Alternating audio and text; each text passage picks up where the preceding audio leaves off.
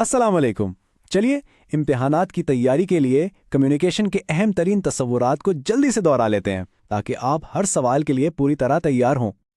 आइए एक सवाल से शुरू करते हैं। जरा एक लम्हे के लिए सोचिए, वो कौन सी एक महारत है जो ज़ाती और पेशावराना दोनों जिंदगियों में कामयाबी की बुनियाद बनती है? इसका जवाब ही हमारे आज के मौजू का मरकज है। जी हाँ, जवाब है कम्युनिकेशन। और क्या आपको मालूम है कि हम अपने जागने के वक्त का तकरीबन 70% हिस्सा किसी न किसी किस्म की कम्युनिकेशन में गुजारते हैं, जैसे लिखना, पढ़ना, बोलना और सुनना। ये आदत व शुमार वाकई इस महारत की अहमियत को जाहिर करते हैं। तो चलिए अपने सफ़र का पहला कदम उठाते हैं। इस हिस्से में हम कम्युनिकेशन के ब्लूप्रिंट को समझेंगे, यानी वो बुनियादी ढांचा जिस पर हर कामयाब बातचीत की इमारत खड़ी होती है। देखें, हर बातचीत इन 5 मरहलों से गुजरती है। सबसे पहले भेजने वाले के जहन में एक ख्याल आता है, फिर वो उस ख्याल को लफ्ज़ों या इशारों में बदलता है, जिसे हम कहते हैं एनकोडिंग।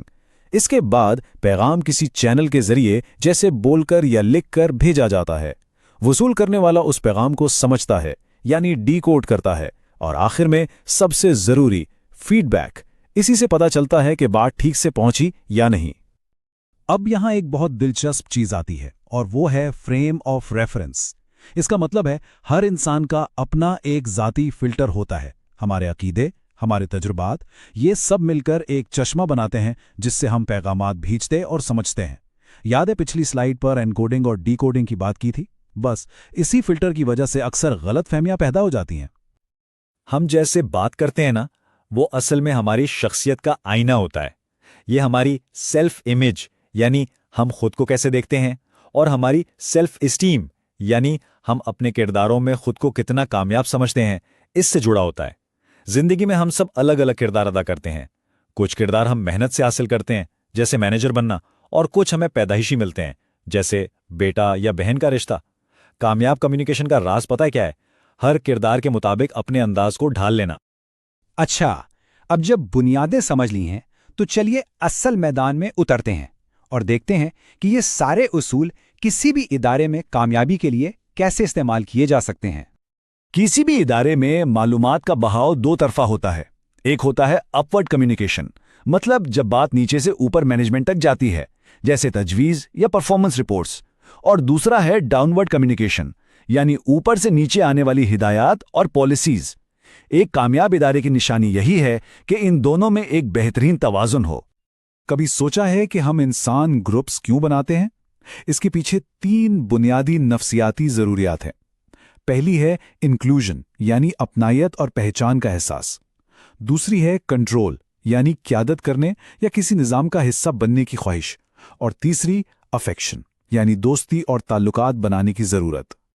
और यही जो बुनियादी ज़रूरियात है ना, यही हमें मोटिवेशन देती हैं।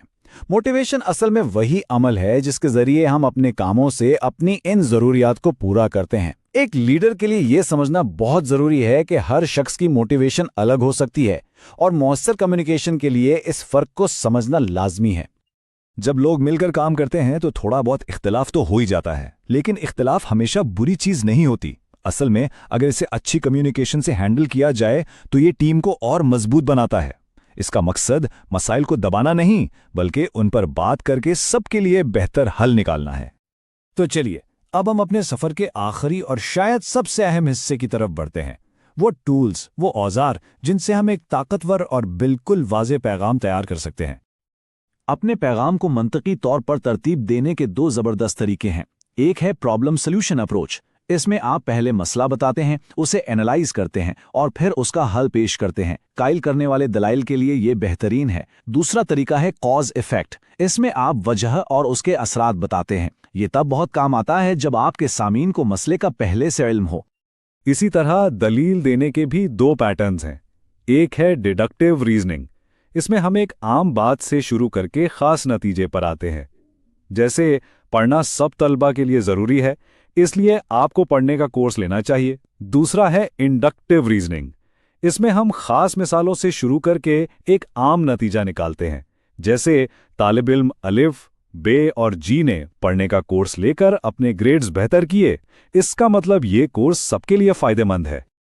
जब भी आप अपनी कोई तकरीर या रिपोर्ट लिखें तो ये छोटी सी चेकलिस्ट ज़रूर जहन में रखें। آپ کے اہم نکات بالکل واضح ہونے چاہیے، منطقی ہونے چاہیے، ان کی اہمیت برابر ہو، وہ ایک دوسرے سے الگ ہوں، اور سب سے ضروری موضوع کے اہم پہلو سے جڑے ہوں۔ اگر یہ سب ہے تو سمجھیں آپ کا پیغام بہت ٹھوس ہے۔ ایک بہت اہم بات ہمیشہ یاد رکھیں، سننا اور غور سے سننا دو الگ چیزیں ہیں۔ صرف آواز کا کانوں تک پہنچنا ہیئرنگ ہے، لیکن مؤثر سننا وہ ایک پورا 5 مرحلوں کا عمل ہے۔ اس میں ہیئرنگ، پھر فلٹرنگ، پھر انڈرسٹینڈنگ یعنی اصل مطلب سمجھنا، پھر یاد رکھنا، اور آخر میں جائزہ لینا یعنی پیغام اور اس کی نیت کو پرکھنا شامل ہے۔ چلیے اب بات کرتے ہیں کچھ عملی اوزاروں کی، آپ کی پروفیشنل ٹول کٹ کی، وہ چیزیں جو آپ کو کامیابی کے لیے تیار کرتی ہیں، جیسے ایک اچھا ریزیومے یا بہترین ڈیلیوری کی مہارتیں۔ ریزیومے بناتے وقت آپ کے پاس 2 اہم آپشنز ہوتے ہیں۔